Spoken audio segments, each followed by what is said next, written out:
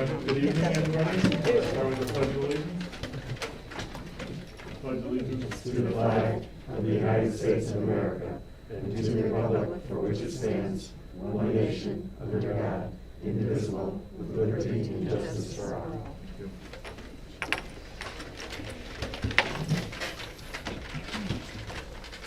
I have a motion to approve the agenda. I so move. Second? Any comments? All in favor, please say aye. Aye. Time for public comment. We have public comment. If not, we have a motion to approve the minutes for the Board of Ed regular meeting on August 11th, 2021. So moved. Second. Any comments? All in favor, please say aye. Aye. I'll abstain. Abstention by Missy. Approval next for the Board of Education Special District meeting and public hearing on August 11th. The motion to approve. Move it be approved? I'll second. Any comments? Abstentions? Me. All in favor, please say aye. Aye. The next board meeting is September 22nd. Apparently that's the night before the Durham Fair. And a lot of people may have other priorities. But we also have a couple of committee meetings that same night.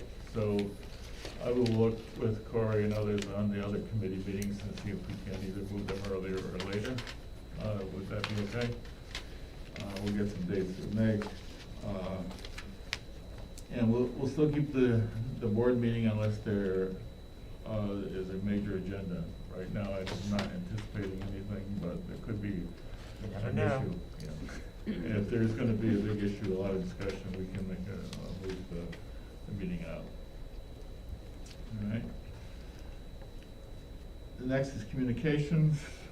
I haven't really received much. I did get a letter from Janina Edner, who asked that her letter be entered into the record. I will do that. Basically, she's asking us to, realistically, didn't think we'd be able to do it close before June of 2023. And she was thinking that Brewster should be K-1, pre-K to 1, Memorial 2, 3, and 4, Strong 5, 6, 7, and Cognitive 8 and 12, because she was thinking that by the time she had a lot of reasons, similar that we've talked about before, offering accelerated offerings and math and extracurricular activities. So I will enter that into the record, and all of you will probably get a copy. Okay. It goes along with our item to come up. The next is the superintendent's report. Alice, there's other communications. Jimmy. I received a communication from Sarah Acito inquiring about bus transportation out of district to an art school in New Haven. Norman, you can help me with that. ECA, Education Center for the Arts. And her child's attendance seemed like it was contingent on the bus transportation.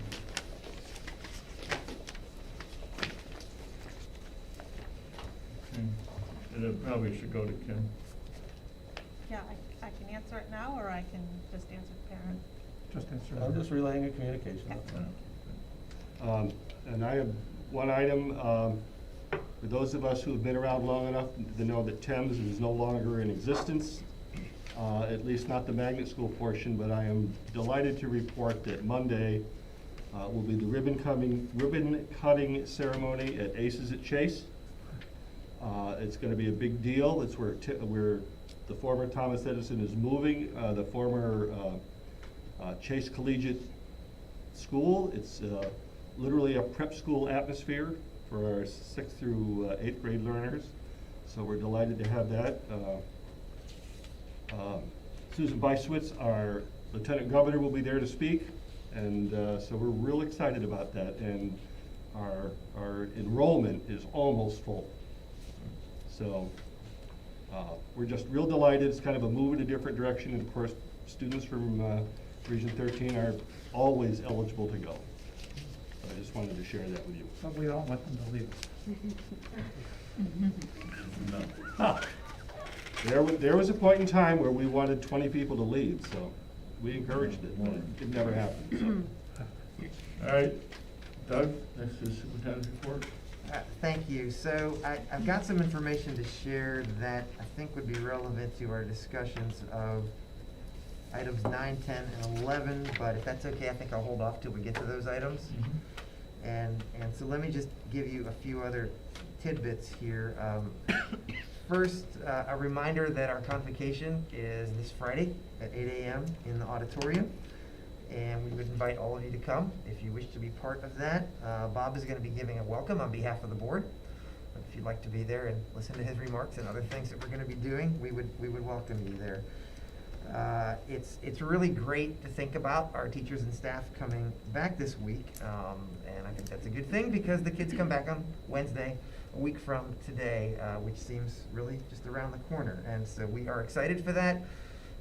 Again, to other items that I'll speak to later and some of what we got into in policy committee, maybe not the way we had hoped to start this school year based on where things were in COVID world even a month ago, but we are where we are, and we're all going to do the best we can, which is all that we ever can ask of ourselves and others. Another update, even though this feels like it was a year ago to me, it was just last week that we conducted another one of our reimagining education sessions with 20 participants, and they each, based on their attitude there and also the follow-up survey, they expressed a great deal of energy and commitment to furthering this reimagining work in our district. And I'm feeling better and better that by the end of this year, we can at least have a draft strategic plan that kind of works in the work that the spring group did, this recent group, the next two, and also the work that happened prior to me arriving here through some of our portrait work and other things. And that's not a completed strategic plan, but at least starting point for discussion and to engage others in.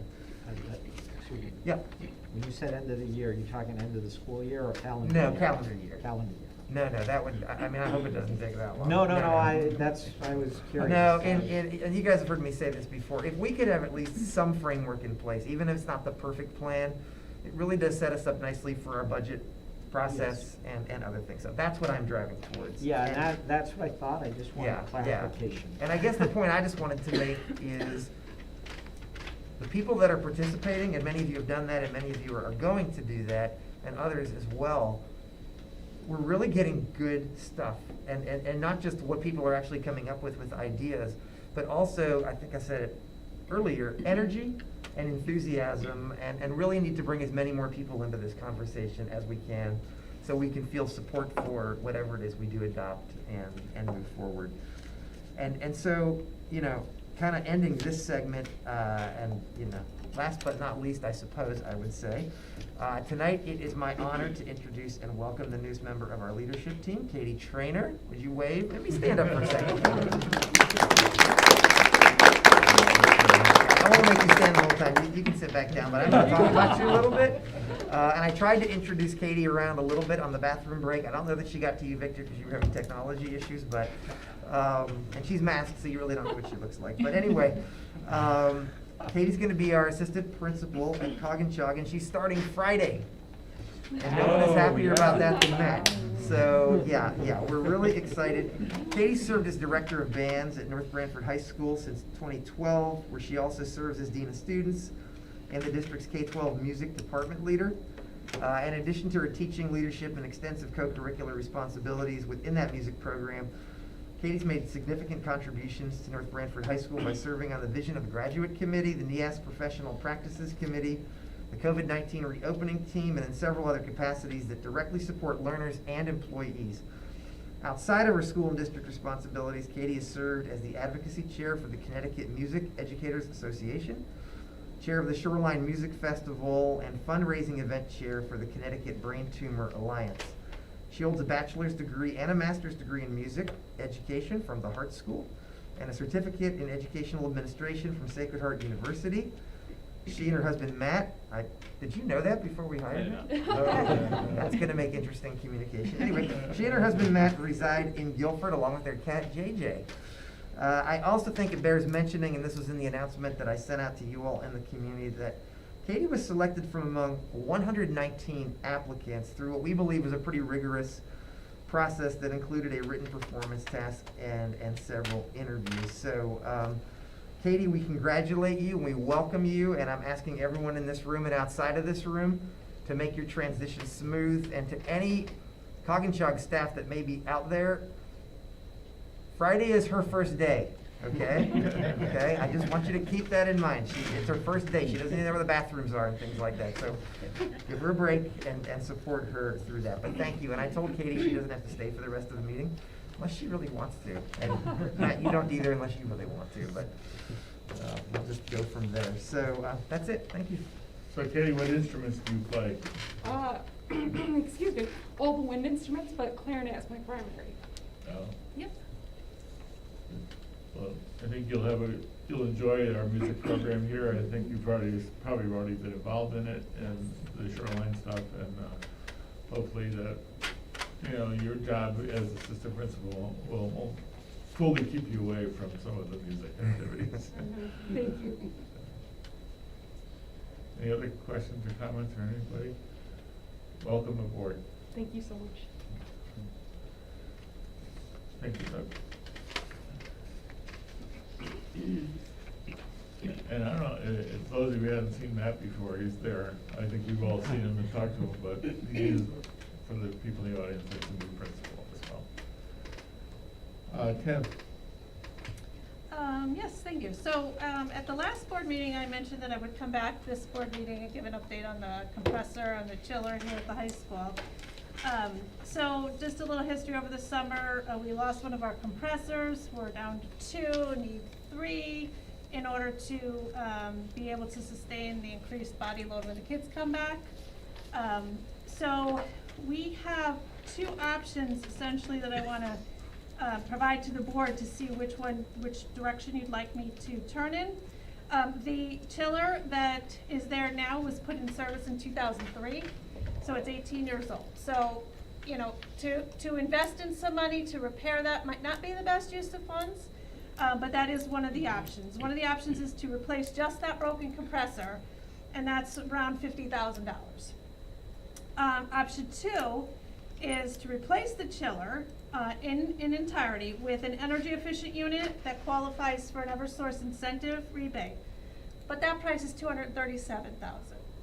However, the Eversource incentive is estimated at about $13,000, so we're still looking at over $200,000 for a new chiller. But the estimated annual savings on this new chiller, being that it's energy efficient, is $20,000 a year. 2 options. And then we have a couple of financing options. Our surplus from the 2021 school year can support the purchase of this equipment and still have enough around where we ballparked for fund balance carryover.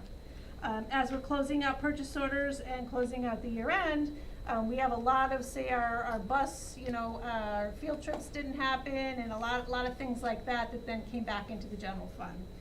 That would be my recommendation, but you tell me. The second thing is to get a bank loan. Try to get a bank loan to pay that.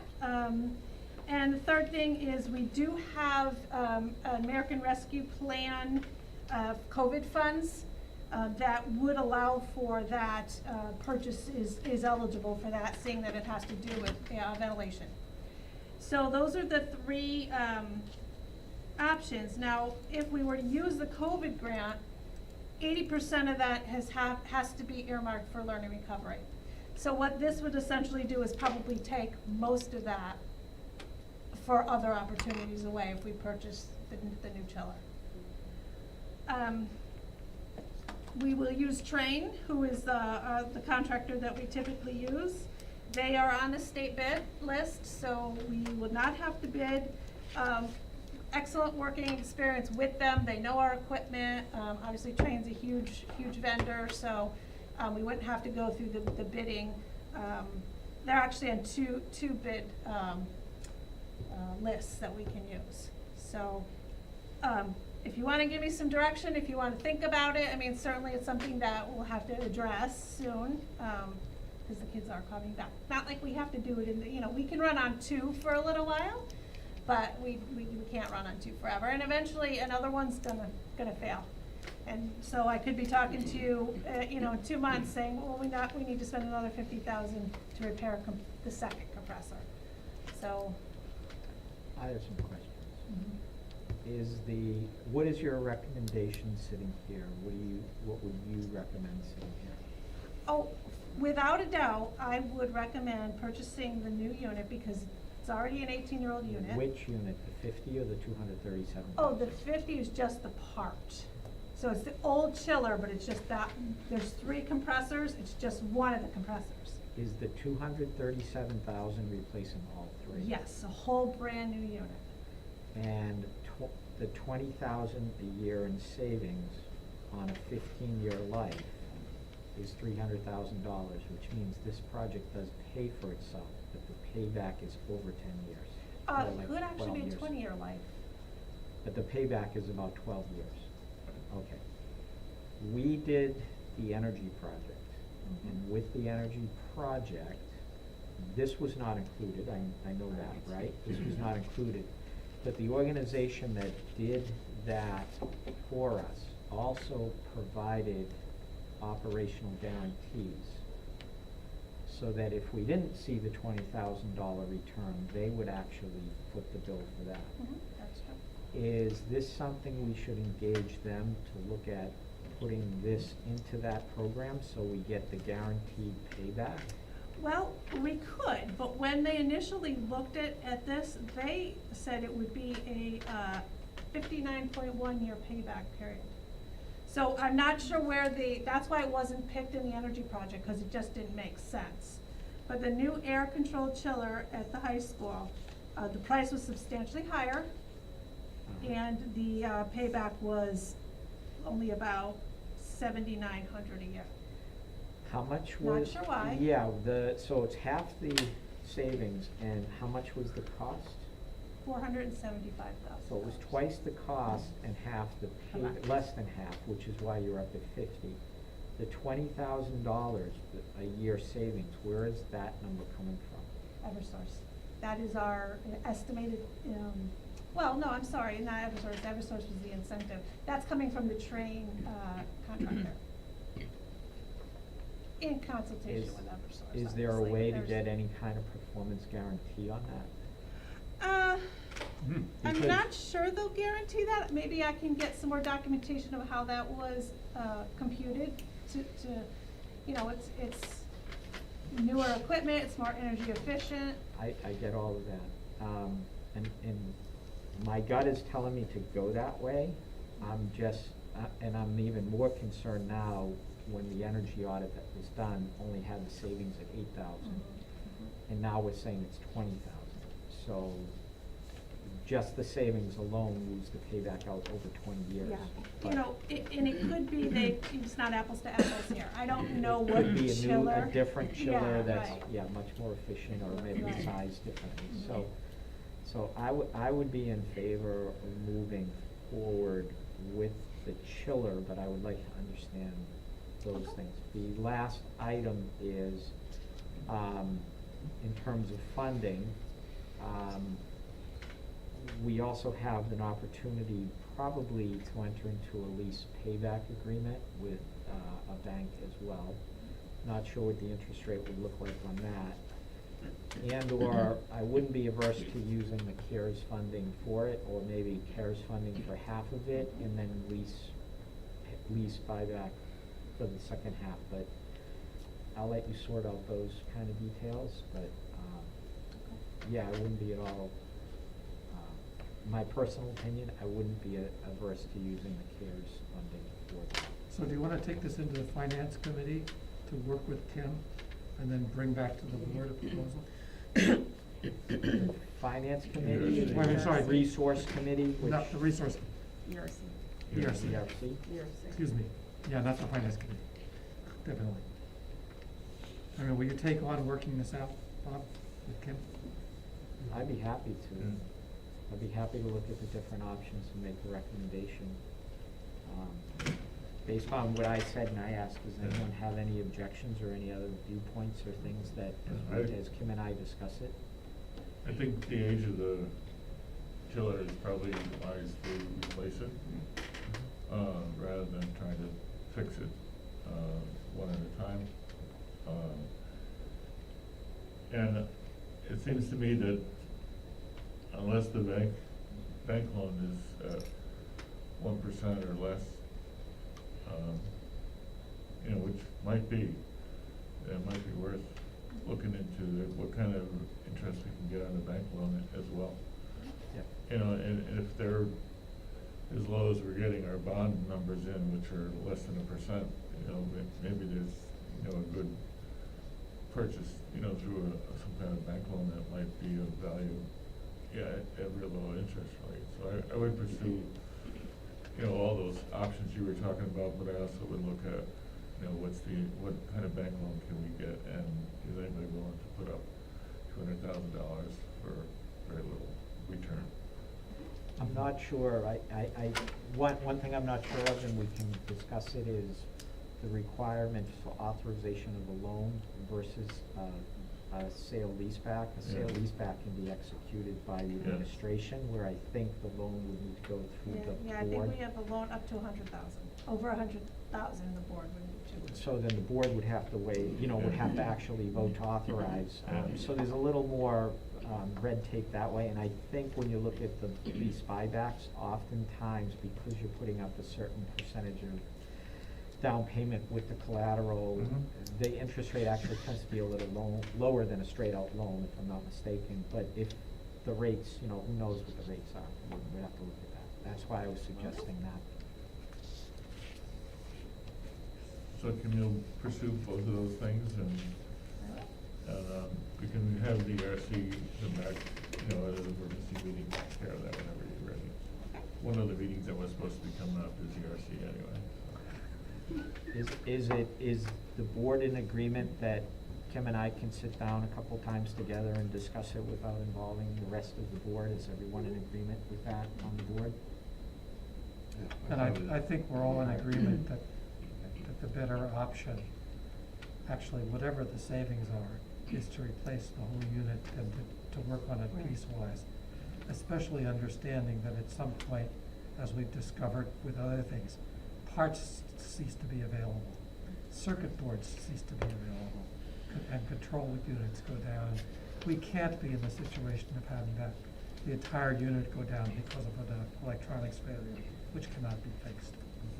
And we need to make sure we have the maximum ventilation system in the school system. Okay. My next topic was bus driver shortage. So it's pretty much a nationwide issue. It's not just specific to Connecticut. There is a shortage. It's facing the critical stage. Some fear that the vaccine requirements for the bus drivers now will make it even worse. So we're today, our route drivers, they bid on their routes and they get their routes, and that happened today. So we are 3 drivers short. We were estimating 3 to 4, we're 3. Now, they're testing a new driver on Friday. If that person were to pass, then we're only 2 short. So I think we're actually in a better situation than many. That's good news. But to handle that for the first, hopefully just month or so, it's impossible to know how long, the routes are gonna need to be doubled. And now that we have the specific routes, we're gonna be able to determine which ones need to be doubled, and we're gonna keep those consistent. So parents will know if the bus is 10 minutes late, they'll know every day it's 10 minutes late. They'll also know, what students are sitting at the elementary level, assigned seating best we can. What is doubled? When you So say doubled, what does that mean? They do 2 routes. So they take 2 bus routes onto 1 bus, as long as there's room.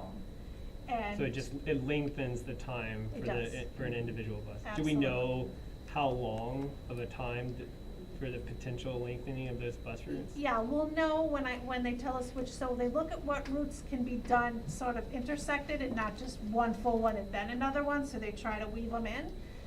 It could be 10 minutes in some cases it could be 40 minutes. So we're trying to look at the ones that will be the least amount of time. And they just picked their routes today, so we'll kind of know what route is absent that needs to be covered by another one. Could they have already done this? Because there has been a lot of chatter about, with the routes coming out online, that parents are seeing that their kids are on the buses for greater than an hour. And honestly, even my own kid is gonna be on the bus for an hour and 20 minutes. So that can't, there's gotta be, an error in that schedule, Okay. because it's an hour. So I think, you know, sometimes just kind of getting things worked out, we're in the process of moving stops that maybe, you know, it's auto-populated by a software system. So the software doesn't know if you're on a dangerous corner, it doesn't know, you know, different things. So the parents will call us and we look at it and decide if the move is warranted. That affects things. So then if we've got too many kids on one bus, it makes it too long, we may try to move a couple over. So we're Okay. still in those stages. And what would we do in terms of if, I think, and correct me if I'm wrong, I thought the state guideline is that children can't be on the bus for longer than an hour. So I don't know that So- it's a state guideline, and I think it's our district policy. Okay, I thought it was a statewide thing, okay. Yeah, I don't believe, but I, you know, don't pull me on, I'll look that up, but I think that's just our district policy. But I guess that still raises the point, what happens if there's no way of getting around bus routes that are greater than an hour? Yeah. We have some routes that are just 30 minutes, so hopefully those will be the ones that can be doubled up. But if that one's, you know, one part of town and the other one's over here, then that, you know, it doesn't always make sense, so. DACO does a really good job at trying to figure out which buses, because we had to do a lot of doubling last year, if you remember. And, you know, while inconvenient, I don't think it was horrendous that, you know, just parents, the feedback I got was we just wanna know if it's gonna be late or not. So we're trying to make sure we can do that. Now, if we get a driver that calls out overnight, we can't, you know, can't control that. In the morning run, whatever bus is gonna pick up the kid, picks up the kid, unfortunately. So are you looking for volunteers from the board? Yeah, actually, that's one of my notes here, is if anybody has a CDL and is interested in, so DACO's offering incentives for sign-ons. My CASBO group is talking about, we really think that the bus companies need to raise the wages, for this group, and maybe they'll get more of a, you know, pool. So we're working on hopefully, you know, as a collective group in that direction. Athletics is gonna face some challenges too, because we have just enough drivers for school and back, and not, those people have to, once they finish that route, then they go to do athletics. Sometimes they're not done till 4:30. So, that's gonna be a challenge. We're trying to think of different ways we can work that out. Can I ask a question about that? Mhm. So I know, I mean, I just have a middle schooler now, but I believe in the past, the kids were required to ride the bus. They are. So would we consider, or would it put the board at liability if we allowed parents to transport the children so they could still play? So I guess we can look at that. You know, I don't see, you know, I'd have to check with our attorney to see if that would be something that's allowed. Sometimes we do let the high school kids get transported by their parents, you know, for different activities, so I don't know how that would be much different. I think it was a supervision, kind of keep track of, you know, the Right, kids. I mean, but- cause I just assume, and you know what happens when you assume, but that, you know, if we do have a bus available, it will obviously go to varsity high school, and then it will trickle down, which means the strong students may not get the opportunity for an additional year at least for fall sports. And, you know, that could be, you know, the ones that are in 8th grade, that means they could have never gotten to play a middle school fall sport. So I just think, yeah, if you could ask the attorneys, and, I mean, I'm sure there's enough parents that they could carpool and things like that, Yeah, there's probably a waiver that just needs to be, Sure. you know, signed, but I guess I would bring that to the board too and see if that's something that we would allow. I mean, I couldn't just make that decision. But having said that, if you know anybody who has a CDL who wants to drive just for athletics, they will reserve them for our athletic groups, so, they do offer free training. I know I sound like a commercial for them, so try to drum up business here. And then, okay, so that's all I have on bus driver shortage. Is there any other questions? No? Okay. My last piece was an increase in the head count.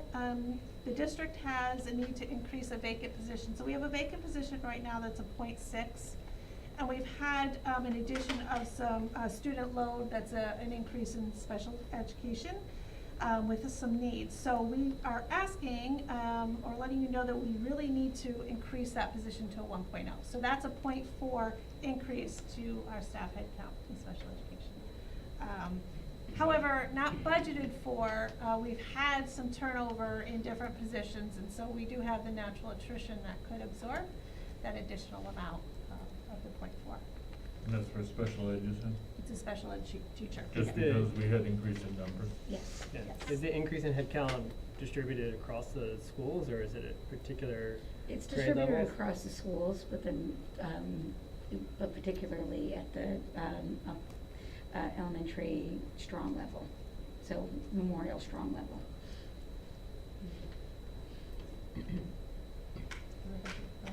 Just a point of fact, and then if you had any strong comments either way, please let us know. Otherwise, we're gonna proceed with posting the 1.0. I Yeah. think it might be covered by losses other places anyway. Yeah, yeah. Okay. Thank you, that's all I have. You don't need a motion for that. Do not. Thank you very much. Again. Next item on the agenda is a resolution to set the date and approve the question of referendum vote. Norm. I have a motion, and some wording to run by you. It's rather lengthy, but it's time. Regional School District 13, Townsend, Durham, and Middlefield, resolution to approve the question for a referendum vote to amend the plan of reorganization for the district and to authorize the preparation of explanatory text. Regionalization. I I think it's a regionalization instead of organization. Oh, yes, you're right, regionalization.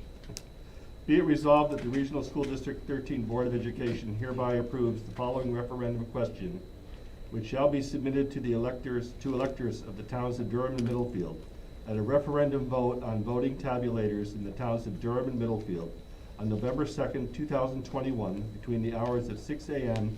and 8 p.m. Eastern Time, and placed on the ballot labels as the following question. Shall the Regional School District 13 plan of regionalization be amended to authorize the Region 13 Board of Education to close John Lyman Elementary School in the town of Middlefield? The responses will be either yes or no. Further resolved that the Secretary of the Board of Education is authorized to prepare, print, and disseminate a concise explanatory text concerning the referendum question above. Such explanatory text is subject to the approval of the Board of Education's attorney. Subject to the approval of the Board of Education's attorney, the Board of Education authorizes the superintendent to prepare and print explanatory materials regarding the proposed amendment to the plan of regionalization.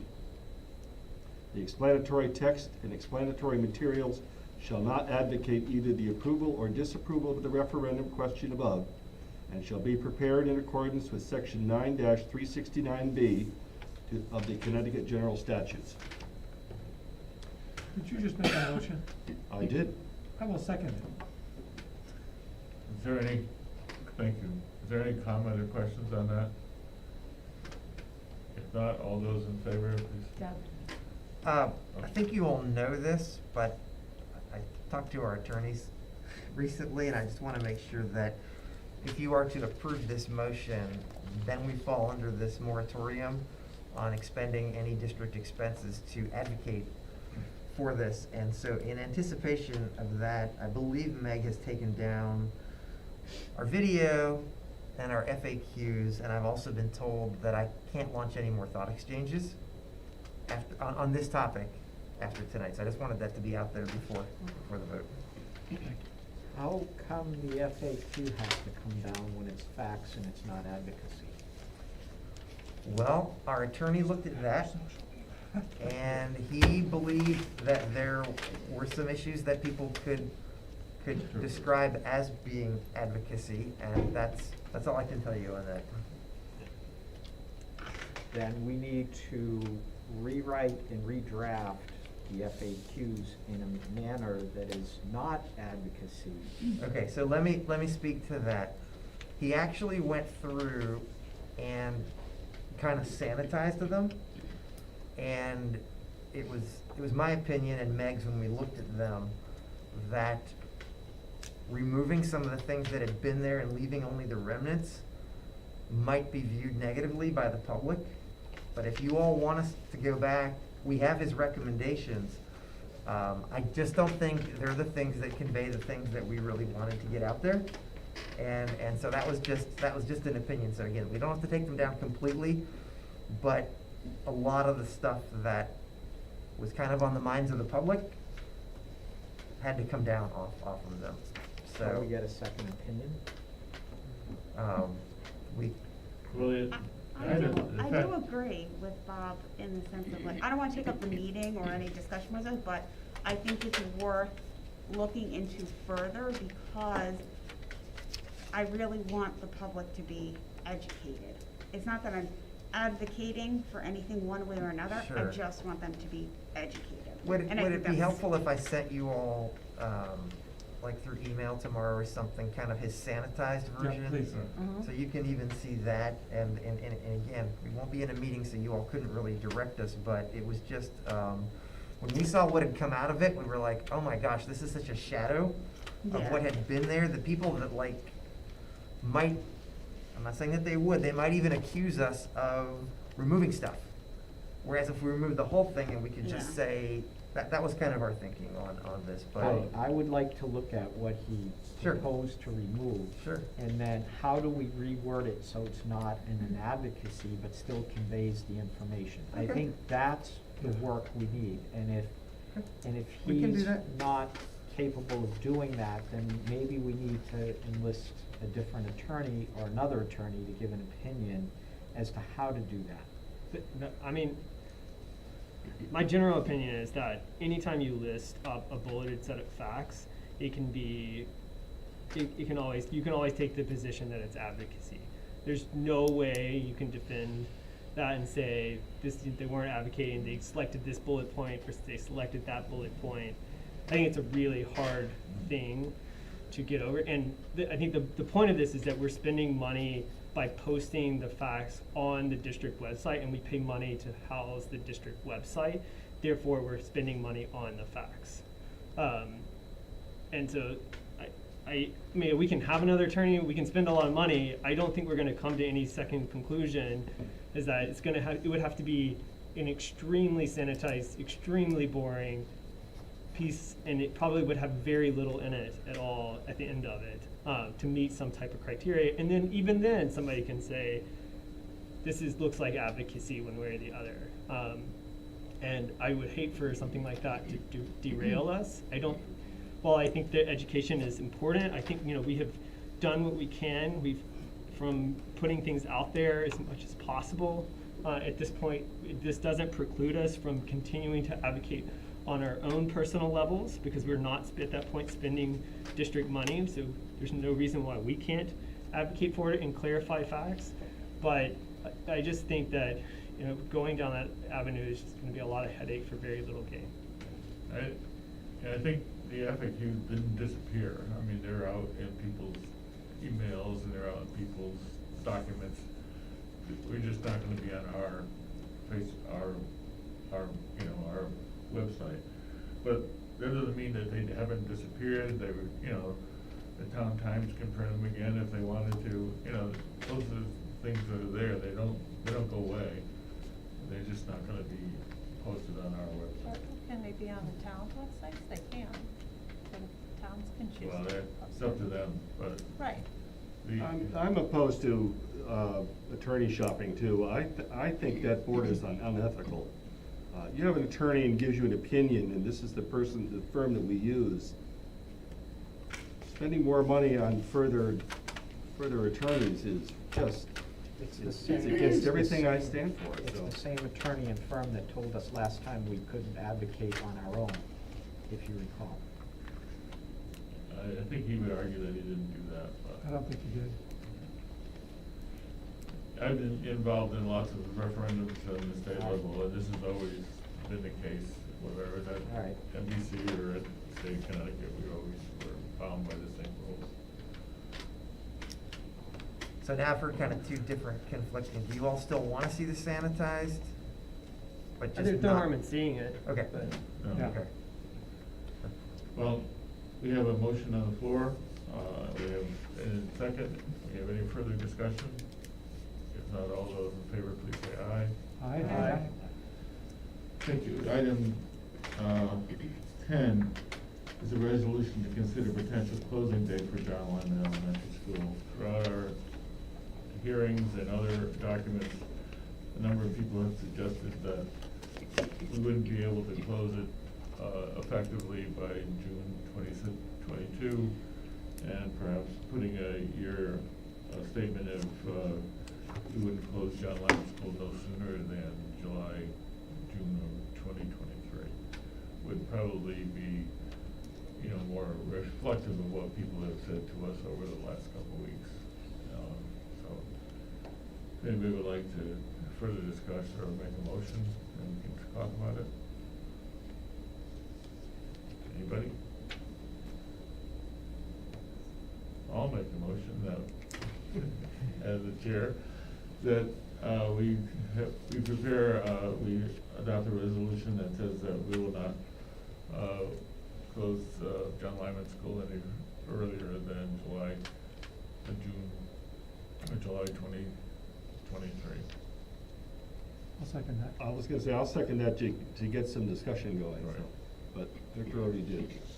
So, When you say resolution, does that mean it's gonna go on the ballot? Will that wording be on the ballot? No, just for the board action. And if I could, to Missy's question, and then I've got one more thing to add. I think this came up at the public hearing, that the suggestion came from a citizen, and I think there was some support for that, but in order to change the actual referendum question, it would delay the timeline, and so no one thought that was in the best interest. But what was recommended from our attorneys was this exact action, if the board was committed to that. And I guess what I want to share on this is, even though I can't put any more thought exchanges out, you all did ask me to do another one.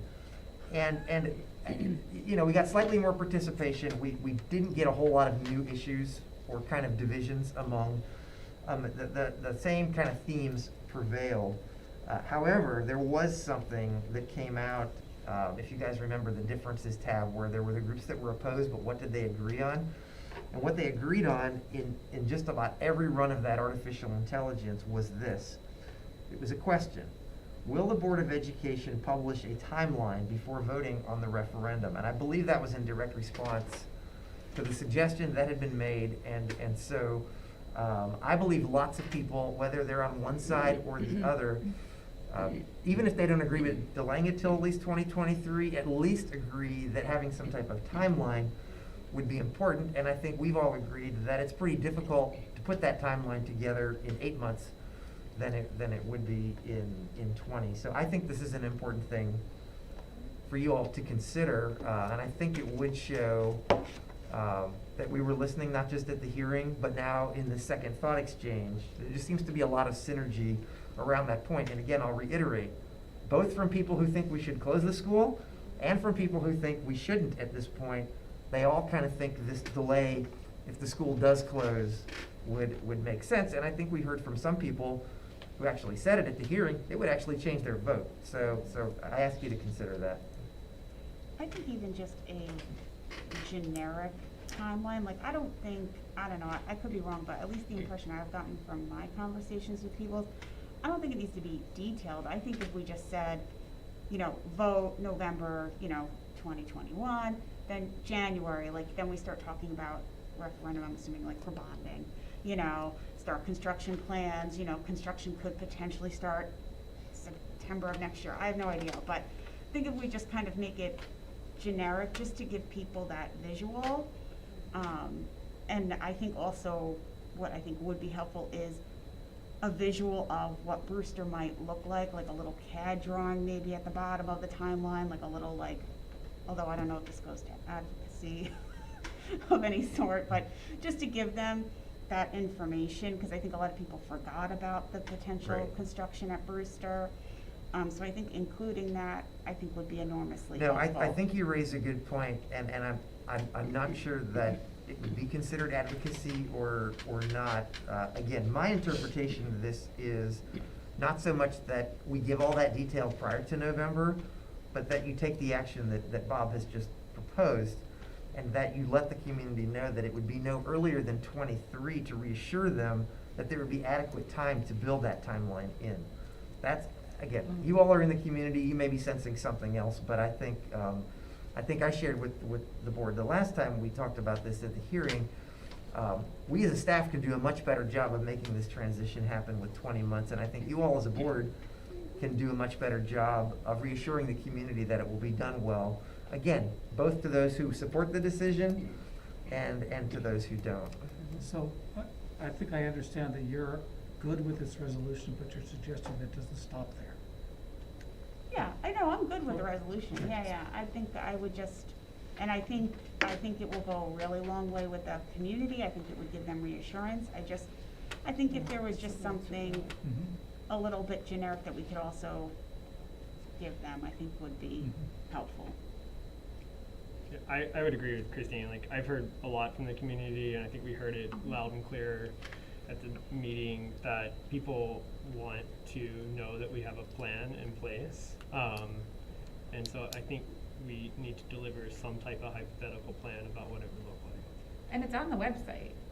I mean, you There, can I mean, find there's it. documents. The problem is the documents got delayed because of the prior vote, and there was a clear timeline and plan in place. No, but I'm talking about like the, Oh, you're saying like the for the- drawing of like Yes. Brewster. Like that's on the website Yeah, I mean, already. that we can pull up from previous, Yeah. but I But think like people people wanna didn't know. realize that it's there, cause I mean, it's Yeah. not, Yeah, right.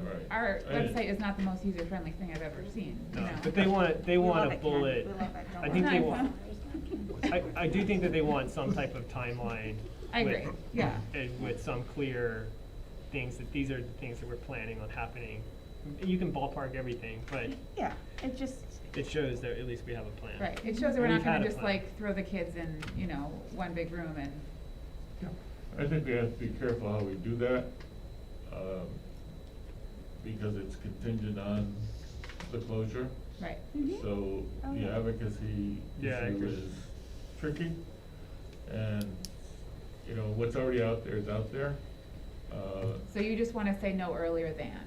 I think so until, you know, if Until we people know what's ask going on. questions. Oh, sure, yeah. Right. If Okay. people ask questions, there's plenty Right. of data to show how we would do it and what the plan was originally, and there's plans in drawings out there to show it. Yeah. And, you know, it doesn't hurt to have them more available on the website. But is that advocacy? I don't know, I mean, those are our No, it's plans. not advocacy, especially if it's stuff we've already done. Right. It's information. Right. It's just information. I've not heard that anything that was there in the past that is Yeah, displayed. I think it's from like 2018, Yeah. I think that or something like it that. may become an issue if we started expending resources, however that's loosely defined, whether it's our time or going to someone to update Yeah. I numbers wouldn't- for expanding Brewster's campus, you know, get better numbers. Some of the things that Right. people are asking for, Right. I do think, I wouldn't do any of that. yeah, and then how do we even put it out there? Because we can't, yeah, Right, and so. right, okay. Well, that might be in effect. It just says, you know, Brewster renovation plan, 2018. Yeah, just as long as There's people can no find it. editorializing about it, it's just. I mean, a piece and of we're aware information. that those numbers that are on that document probably are very low. Right, it's 3 years old. Right, Well, that's why I put the date on. right. With this resolution too, we're also agreeing as a board to acknowledge that end-of-life systems could happen during that year, Yes. and we're now in a position to say, oh no, we've gotta, so, then we go piecemeal, Yes. little parts, I guess. Right. Exactly But it what certainly we makes replace sense it. educationally for the kids. All right. Do we need to vote on this? Yes. We have a motion and a second. Any further discussion? Yeah. Typically, when there's a resolution, there's usually an explanation of why we have the resolution. It usually starts, whereas the Board of Education held a public hearing on such and such a date to discuss the closing of John Lyman. And whereas members of the public expressed concern about the closing and not having a plan. And whereas the board feels it's necessary to have 20 months to produce a plan for what happens to students. And whereas the current condition of John Lyman School is precarious, given that the critical infrastructure may fail. And whereas Jamie, what were you talking about? You mentioned something. 'Cause Critical I'm- infrastructure may fail. Yeah, so, and so I was trying to listen to what everyone was saying. The board therefore resolves that they will set a closing date no earlier than June of 2023 in order to address the issues as described. I mean, typically, that's what a resolution should look like. And especially on something like this, to just say, well, we're not gonna close it before this date, it doesn't explain why we're saying that. And I think it's the why that is really most pertinent to the citizens. Just my view. Could we possibly just say to develop, to assure time to develop a detailed transition plan, we commit to closing no sooner than 23, rather than all the. But that isn't the only reason. It's in direct response to what the public said, which is why that's a whereas statement. Whereas the public expressed concern about a timeline for closing. You wanna acknowledge that we heard them. And if we just pass a resolution that it's here, well, why did we do it? Did you write that out? I mean, I haven't been typing it, but I'm just saying, I think, Well, we can bring this up. if you would like to table this while we work on the last couple of pieces on the agenda, maybe I can type it up and we can come back. You wanna just table the vote until I write it up and we can make it amended?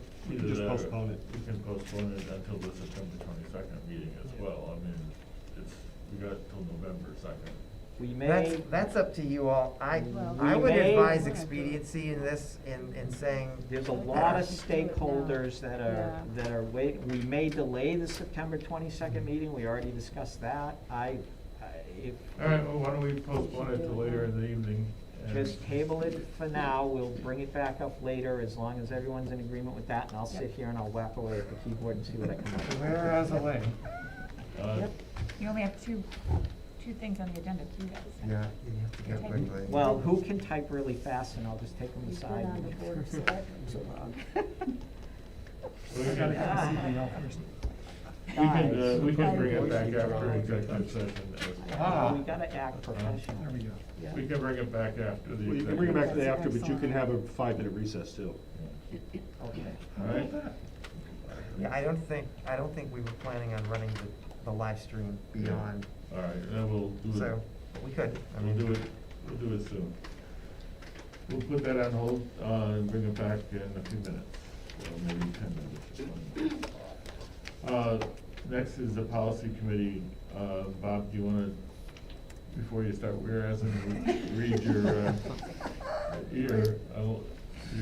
recommendation for the policy? Whereas we just held a policy meeting. I can read the first part, but I don't have the words. Yeah, on the second I part. have the wording. I also texted it to both you and Doug, so if Oh, I it's in could your read- text message, one of you could read it from there while I whereas. I can, I've got it too, if it's helpful. all right, I'll read the entire thing unless Norm, you're a better reader. Whatever your pleasure. All right, let me get the whole thing. I've got the whole thing, I just don't have the last paragraph. Here's the last paragraph. All right? Got it, all right. Policy, again, just to backtrack a bit, the policy committee met tonight. We had a rather lively discussion, which is not unusual for the policy committee, concerning all the changes and whatnot that we had last year due to COVID. We kind of boiled it down into one succinct statement that I would like to read to you. We would also like to kind of waive our rule of a first read and a second read to vote on it tonight with your permission. Several of the 6 people have already nodded they're okay, so I think it's gonna be good. So let me read it to you and we'll see what you think. Policy concerning temporary policies and regulations related to the COVID-19 pandemic. and this will be a new policy. The Regional School District 13 Board of Education, also known as the board, recognizes that the COVID-19 pandemic, the quote, COVID-19 pandemic, unquote, has prompted changes in laws, rules, and guidance affecting board policy and school district operation, and requiring the board and the administration of the Regional School District 13 Public Schools, the quote, administration, unquote, to implement certain changes consistent with such laws, rules, and guidance.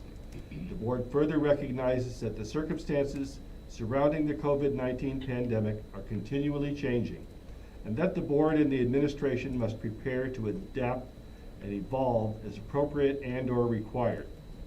In all circumstances, the board prioritizes safeguarding the health and safety of students and staff while continuing to educate students in accordance with state law. Therefore, the RSD13 Board of Education authorizes the superintendent to implement guidelines or procedures that comply with state mandates and/or guidance from the district health director, Connecticut State Department of Health, CDC, and Connecticut State Department of Education. Thank you. Do we have a second? I'll second that. All right.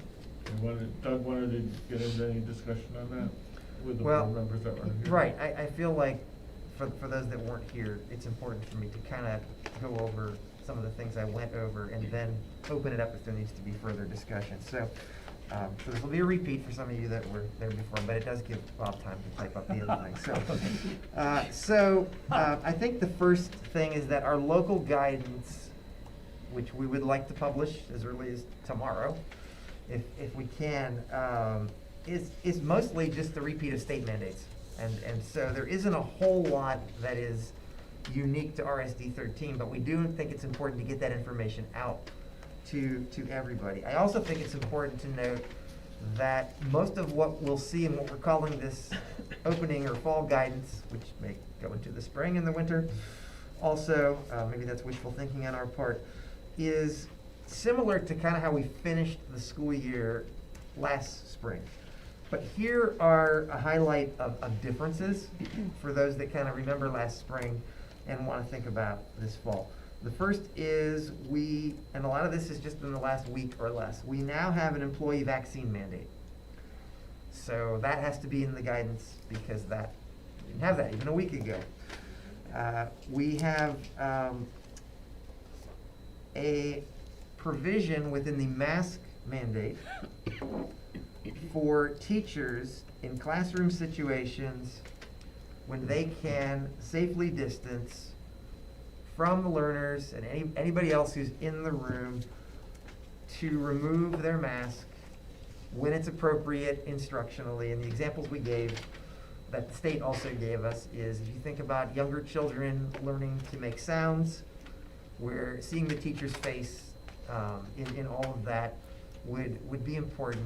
And then the second example, which is more of a generic one, was because of the distancing, people in the back of the room may have difficulty hearing the teacher through the mask. And so I think it's important to point out for the board members that weren't part of policy, this is actually a district decision. The recommendation that we've put in here is that we do give teachers that flexibility and that it be their call. And that seemed to be the consensus through our discussion of the policy committee, but certainly we can revisit. I think I would also share that there's a lot of mixed feelings about this within our staff, and with staffs across the state. And so I don't feel like I could say to you like every district is gonna allow this or that no district is gonna allow this. My sense is that more are going to allow it than not allow it. And ultimately, it's still a teacher's decision if they don't feel like they want to allow that. Another item that we talked about that again is a local decision that is different from last spring is we believe that it is safe for us to maintain our kind of strict visitor policy, essential visitor policy as we're calling it now, that kind of continues what we did during the school day, but that we are now okay with community groups and school-related groups to use facilities in the after hours, provided they understand the protocols that they have to follow, which are the same as ours, and that we may deny requests for those that would put large numbers of people and would make us feel like we were not honoring what was in our own guidance for those situations. And so, again, policy committee felt like, again, I don't want to speak for anyone here, but it felt like there was consensus around that position. We also believe that even though the majority of field trips would continue to not be supported under current conditions, we are comfortable with ones that go outdoors. And I believe I said in my mind that, and I do believe this, so I'll repeat it, I don't think it's consistent to say the soccer team can practice outside, but the oceanography class cannot do an outdoor kind of ecological oceanographic type thing that is also exclusively outdoors. And so we are comfortable with that. And then another thing we talked about is on the communication side, two items. One is that we are not going to resume the practice of kind of sending these mass notices anytime there is an individual case or isolated number of cases. Instead, we are going to contact only those individuals that are directly involved potentially on an exposure or potential quarantine. However, we are going to create a new section of our website that I believe Ken's already kind of teed up for this if we choose to do it. And daily we would update that website with either there are no causative cases reported in the district, or there was one at the high school and one at the middle school. And so the same information that used to go out in these kind of long letters would be very simplified, and people would be able, who wanted to, could be able to see that, and it would be updated daily and also archived. We also intend, and this is not in the guidance, this is more of a practice, kind of like the website thing, possibly even before the end of this week, if we can do it, to create a short video with a few of us that kind of hit the high points of not just what I'm sharing, but the entire document, so that people that aren't going to go read these several pages, which arguably is a lot fewer than we had last year, might want some of this kind of explained to them, especially some of the nuanced questions around why is this working. Two other items. One is very technical, and it's related to contact tracing. There is, in this new state guidance, a variation of the 6-foot distance that is limited to our learners in a classroom setting who are masked, and it reduces that from 6 feet to 3 feet. I cannot defend the science behind that. I'm not sure that anybody can, and I'm not poking fun at the state. But as I told the policy group, I believe the spirit of this is the state felt like we were putting too many people out last year. I do believe in policy committee, though, we had a discussion around the practical implication of this with younger children is it may not matter. We may be putting the same numbers of children out. And then the last one, which we put out well in the spring, but we're still having to tell people about this, so we'll continue to remind them. There is not a cohort seat option. People cannot say, I simply don't want to come to school this year. I want a remote experience. We have not organized the staff to do that, and that is also supported by state guidance that is not requiring that, and in some ways is actually prohibiting it. For example, and I didn't mention this with policy committee, and I apologize, but it's a little bit of a frustration point for me. We are not allowed to do remote learning in lieu of weather days in the winter. And so whether you believe those were a good thing or a bad thing, this could come back to bite us in June and push graduation dates and school year dates back. And so, again, I've said that, I'm not going to get on my soapbox, but I just have a problem with that, but it is what it is. So, anyway, that was the information I kind of shared at a high level. And again, to the motion that's kind of in front of you, it does speak to our local guidance and our state guidance. It doesn't really speak to the policy itself, which we support, which essentially authorizes us to implement this guidance and any state guidance that we currently have or that we face moving forward. Jen, Kevin, do you want to add anything to that? I think that says it, Doug. Okay. All right. Of course, we can all answer questions. I have a question. I don't know if it's appropriate, so if it's not, just tell me. I forgot to ask earlier, will the children be eating in the cafeterias? Or are they still going to eat in their classrooms? My understanding at this moment is that we're going to use cafeterias at this point. And again, each school is slightly different, but the attempt is to do some cohorting within those spaces and some distancing, and potentially even utilize some outdoor spaces when the weather kind of permits for that.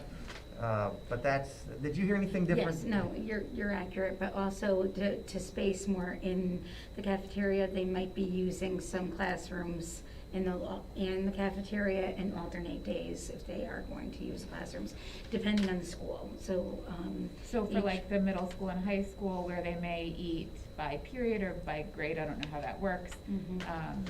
Not really gonna know who's sitting next to who unmasked, correct?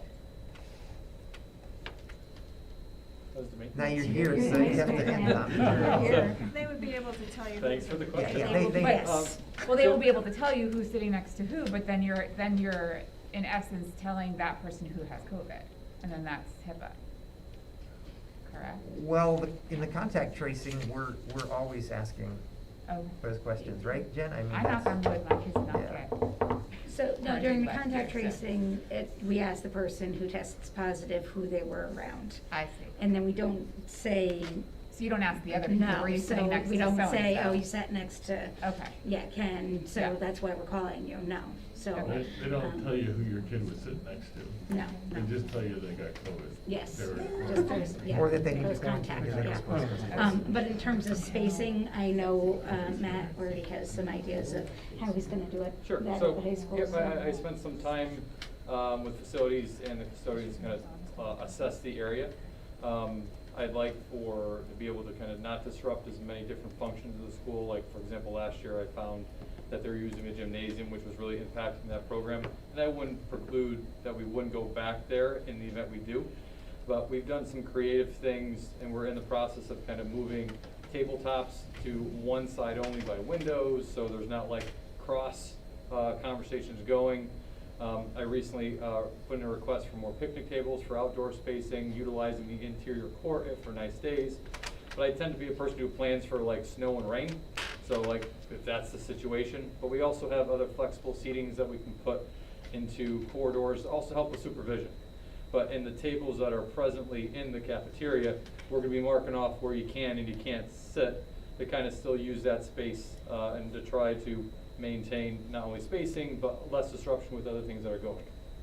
Because I believe last year here at least they used desks, right? Yes, in the gym. Yeah.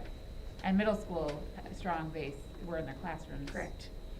And Strong is planning on using the cafeteria, and cohorting with assigned seats.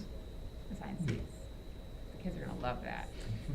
I'm just saying. I think they're gonna pick, but once they pick, That's it's it. gonna be consistent for, a period of time. Okay. Probably not for months on end, but a period of time, and then they can repick and things like that. And they'll be but- using lockers again at Strong. I'm sorry. Lockers at Strong, they did not use last year. That, we'll have to ask Mr. Sidinsky about his school plan for the lockers. Lockers will I be believe allowed so. at the high school. Mhm. And just to be clear, I have a plan to pivot in the event that we need to have additional spacing. In the event that, you know, this isn't working, we need to be adaptive. So that's something that we are planning for, just in case. Great, thank you. Any other questions or comments? If not, all in favor of the motion? Aye. Aye. Any opposed? Thank you. The other policy committee had two other things. Yes, we did. We talked about advertising policy review. We've had some conversation regarding signage at sporting events and on fences and within the building. However, there has been a side comment made and brought up that we need to talk about how funding is going to be handled with groups such as, but certainly not limited to, the bench warmers, and how, when money comes in, how is it distributed? Are there going to be monies returned to the supporting group and that kind of thing? Kim, is there anything you want to add to that? Nope, just that I have a little bit of research to do and report back. So we're gonna kick that back to Kim and others to have a conversation about that, and then we'll bring it back hopefully next time.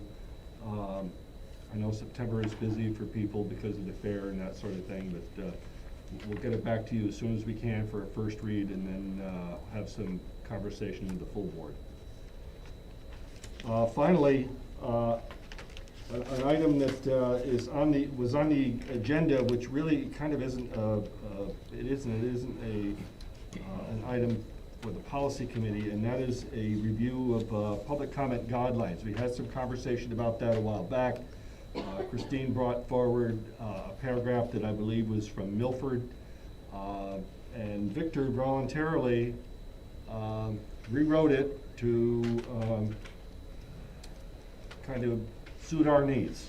So as- Victor, if you'd like to share that. As Chris explained, the Milford board agendas have a little paragraph explaining the policy about public comment, which people can see before they speak, so they know what the rules are.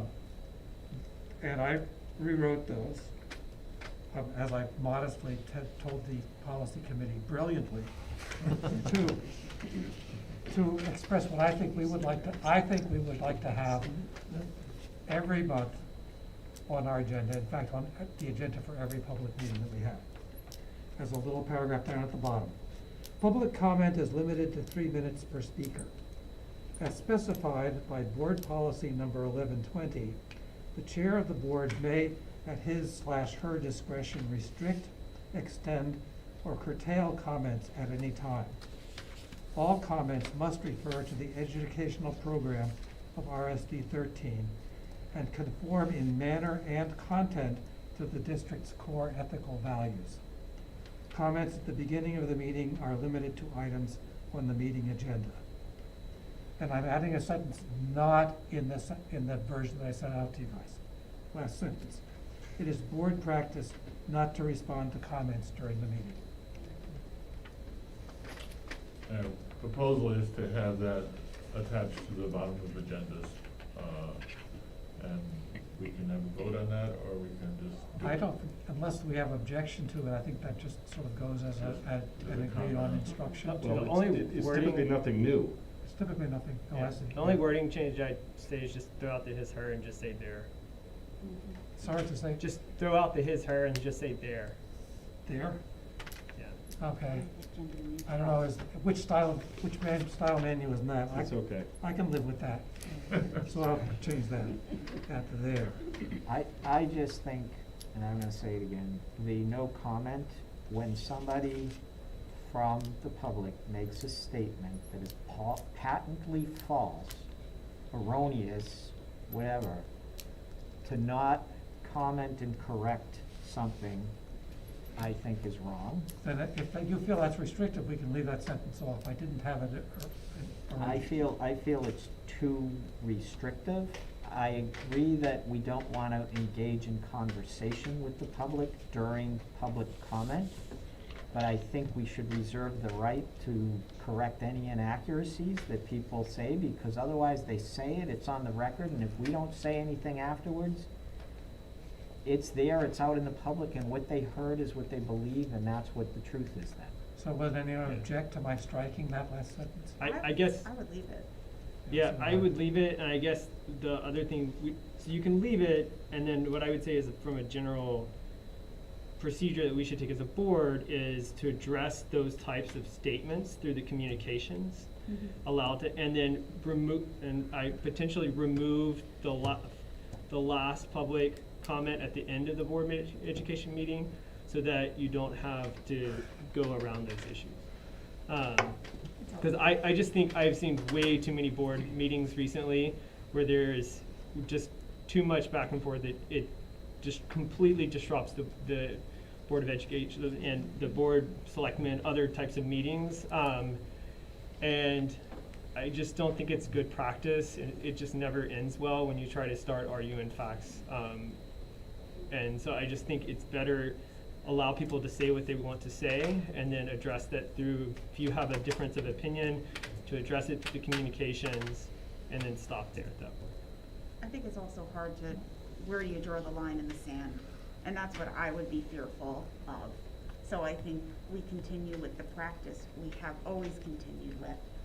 And I think your suggestion of then addressing it under communications, we can absolutely do that. And I like having it there because, I mean, even before I was on the board, I don't think it's well known to people that you can't ask a question and that people won't answer you. And for people that don't regularly attend meetings or listen to meetings, like I wasn't here for the last meeting, but I did watch it, and the first person that made a public comment said, "Can I ask a question?"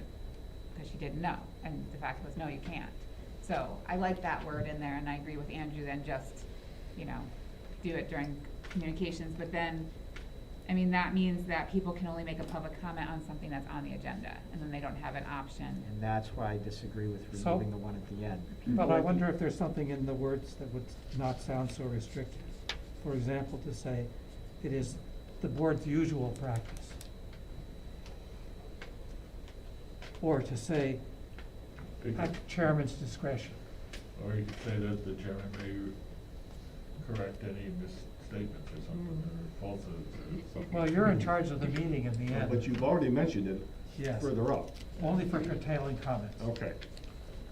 I think public comment on things that are not on the agenda are gonna happen anyway. Yeah. It's gonna happen. And I mean, public comment is just that, it's the public's comment, it does not mean it's real, it doesn't mean it's the correct information. Just because it's on the Public record doesn't custom mean it's instead the of correct practice. information, it's that person's I mean, opinion. this is not a policy, it's just an explanation in the agenda. I honestly think we try it, hopefully, my whole goal of this was just to help, because I really just hate seeing people who are coming to meetings finally, you know, and then they, to Missy's point, then they get up and then they ask a question and we're like, you know, and I feel like, you know, it makes us look rude, and I wanna encourage people to come, but I also just want them to understand what can and cannot happen. So if it doesn't work out, then we take it So off. maybe we need a vote about the last sentence. Do we need a vote? No, I think Can you that- no. Are we agreed that, more or less, I was that gonna ask you to we're read okay it with again. keeping it? yeah. Can I say something? Yeah. So again, I've worked in a lot of districts and I've seen this work in lots of different ways. One thing you might consider, because to me it's unusual to have 2 public comment periods at every committee meeting, at every board meeting, is you could ask the people that have things related to the agenda to be kind of first in the queue, and set a time limit for the whole public comment so that it doesn't derail the rest of the meeting, and then offer to take comments in writing from people that extend that. I think it is public comment, and so I don't think it's public questions. And I think what we could do is try to let people know there are other mechanisms for getting questions answered. Call one of you, call one of us, email one of us. I think it is very difficult, and I don't disagree with what Bob was saying about correcting facts, but I think it can be a slippery slope for the board corporate to decide how it's even going to respond. You all may have 10 different responses to one thing, and even debate, even like we said with the FAQs, what is a fact and what is somebody's opinion? And I think you might even cross into like some First Amendment issues and things like that. I think if you're gonna let people address the board, you kind of let them do, but you put these parameters on them, and so I think, and this is what I've seen done other places, I think, and then the chairman still has discretion. So if you set a 20-minute limit and there's one more person that needs to speak, they promise to keep it in 3 minutes, maybe the chairman allows that person to speak. If there's 10 more people lined up to speak, then maybe you say, we'll see where we are when this thing ends and perhaps go back to it, or perhaps not, just so you don't miss other important business items. Well, what? Right now, that's a good start. Yeah, I That did. would be my- Yeah, I think that gets The it. day we Yeah. have Yeah. 30 Yeah. people coming to talk, I'll be excited. It's happened. It's You know, happened. It Has has, happened. but only It has with happened. like hot Right. topics. I see it all the time. They were out in the hallway. Just stop with us Thursday. Yeah, all the time, Christine, you don't wish that. All right, I know. so there's no motion Yeah. Are we agreed that this text, as I've read, including the last sentence, will be included in the agenda? The policy committee is considering looking at the policy itself to see if its wording needs to change, and perhaps that's how we need to have a more systematic discussion of this, including whether we should have two comments sessions. That's fine. Well, that would be You give a me the language. change in the policy, so. Yes, yes, exactly. If you give me your I will indeed lighting, do I that. will get it to Meg. Just make it a small font, please, not a huge font. It'll be small. Well, yes, it needs to be It'll very take up small half type. the page. You see what it says here about core ethical values in illegible italics at the bottom? That's it. I do appreciate Doug's communications by email that are quite large. I don't know if it's that way on my Yeah, end, but- that's as It's much done on self-serving purpose, as right? anything Yes. else, so I can No, read that's them when great. I'm I like typing, that. so, thank you. Wonderful. Thank you. And with that, we're gonna have public comment. Excuse me, do you wanna? Are you ready? Table the Yes, item? all right, You wanna you're go ready? back? Oh, yes. Let's do that. Okay, so we have a motion and a second on the floor. I'd say we just withdraw that rather than try to amend it. I agree. So if, if Bob, you made the motion, if you're willing to withdraw it. I'll withdraw. And Norm, did you second it or did Victor? I think Victor did. I'll withdraw. And you'll withdraw it. Okay, then I'd like to make a motion, a resolution for delay of John Lyman closing. Whereas Regional School District 13 Board of Education held a district meeting on 11 August 2021 for the purpose of discussing the amendment of the plan of regionalization to allow the closing of John Lyman Elementary School. And whereas members of the public expressed concern regarding the post-closing plan. And whereas John Lyman critical infrastructure is at the end of its useful life. And whereas the Board of Education and Administration recognize that time will be needed to solicit public input into the post-closing grade and facility configuration. And whereas the Board and Administration recognize that time will be needed to implement the adopted post-closing plan. And whereas some capital improvements may be needed to, and may need to be funded and implemented prior to relocating students, and in the event the electorate approve the referendum to amend the plan of regionalization to allow the closing of John Lyman Elementary School, the Regional School District 13 Board of Education hereby resolves that John Lyman Elementary School shall not be closed prior to 30 June 2023, adopted by the Regional District 13 Board of Education this 25th day of August 2021. Second. It's a marvel of prosody. I would add that it be signed by the chairman. I don't know if we need to make that an amendment or just Signed? it should be signed at the bottom by the chairman. Yes.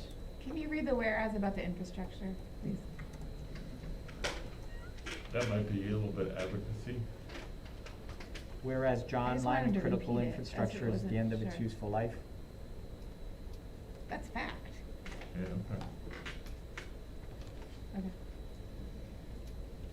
I'd like to comment that your typing skills are excellent.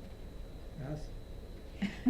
Yeah, but we can't see his spelling errors. I can It's hear true. a combination of the Spelled elegant right. prose of It's John safe, right? Dryden and the passion of Yes. Charles Dickens. Yes. Are there any other whereases that should be added? Anything No. No, please. No. I think, No. Okay. I think 10's enough. So Whereas, we have a motion and a second. I second. Is there any other comment on this? If not, all in favor? Aye. Aye. And Bob, thank you. And Thank will you, Bob. you email Thank that to Meg? Per fee. Don't, not the erase button, please. And I will sign that, tomorrow. I have to sign other resolutions on what we also voted on as well.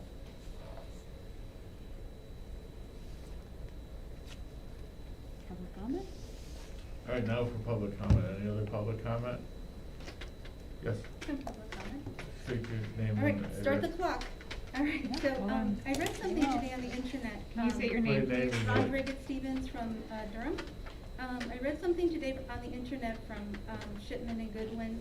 It's to Mrs. Frances Rabinowitz, Executive Director of CAPS. And I know that Shipman and Goodwin represent our district, and so I just wanted to read a paragraph since I don't have time to read the whole thing. But letter C says, actions inconsistent with mask mandate could expose the school district to adverse consequences, including loss of state or federal funds. And a paragraph reads, in addition, boards of education that fail to implement a mask mandate, in addition, boards of education that fail to implement a mask mandate risk loss of funds. Specifically, the American Rescue Plan Elementary and Secondary Relief Plan, ARP ESSER funds require that school districts that receive ESSER funds develop a plan for safe return in-person instruction. Moreover, the interim final rules of the United States Department of Education provide that a district plan must include, among other things, how it will maintain the health and safety of students, educators, and other staff through policies that follow the safety recommendations established by the CDC, including letter A, universal and correct wearing of masks. The CSDE ESSER guidance reiterates these requirements and sets forth a checklist for Connecticut school districts to follow. To aid in the planning process, CSDE has also provided a safe return to in-person instruction and continuity of services plan template, which makes clear that districts must describe their mitigation strategies for various areas, including the universal and correct wearing of masks and social distancing. The CSDE template document provides that the LEA must implement, to the greatest extent possible, each element of the most up-to-date guidance listed in the table. Given the ARP ESSER fund requirements, there is a risk of substantial adverse consequences if a Board of Education chooses not to develop a plan that includes the wearing of school masks. While the law does not explicitly set forth a penalty for failing to create and implement the required plan, presumably federal government could demand payment for such funds allocated to school district as aforementioned requirement conditions for receiving ARP ESSER funds. So in light of that, I just wanted to say that, I mean, there's one mandate that's coming, from the governor, which is the mask, 13A. But I would just like the Board of Education to consider the disconnect and inconsistencies that the State Department of Education and the Department of Public Health is issuing as guidance for masking vis-a-vis the K-6 on-site PCR testing that it is also advocating. The CDC says that only individuals who are ill should be PCR tested, yet the State Department of Education, in conjunction with the Department of Public Health, want to put on-site PCR testing for K-6 schools.